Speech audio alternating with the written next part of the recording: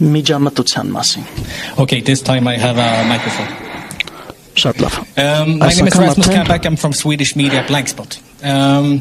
Would you consider the election period free and fair? Արդյոք գնահատեք ընտրությունները որպես ազատ եւ արդար? Yeah. Thank you very much for the question. Շատ շնորհակալություն հարցի համար. I have been in this position, I think, several times in different countries, and this is the question that always comes up. Is it free or fair? We see, as I mentioned, our task as independent observers. Actually, to be very factual on what we see, and also put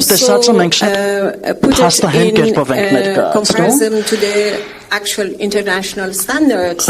Եվ մենք իհարկե միշտ համեմատում ենք անմիջազգային ստանդարտների հետ, որոնք պետությունը անձամբ հանձնարարել է։ Եվ մեր զեկույցը ստեցան հենց դա է ներկայացնում։ Այդ գնահատականը ներկայացնում է տարբեր մակարդակներում, տարբեր փուլերի And at the end, it is up to the people of the country to say what it was. Երկրի ժողովուրդն է միայն կարող ասել, եղել է ազատ, եղել է արդար, թե ոչ։ Մենք ներկայացնում ենք տեղեկատվությունը, մենք հաստական ընկալումն ենք ներկայացնում տեղի ունեցածի, ըստ մեր դիտարկումների և տեսածի, բայց վերջնական դատը պատկանում է Հայաստանի Հանրապետության ժողովրդին, using free and fair is not going to be just to explain what we have seen. Կիրառելը իսկապես չի կարող ներկայացնել, թե մենք ինչ ենք իրականում տեսել։ Իմ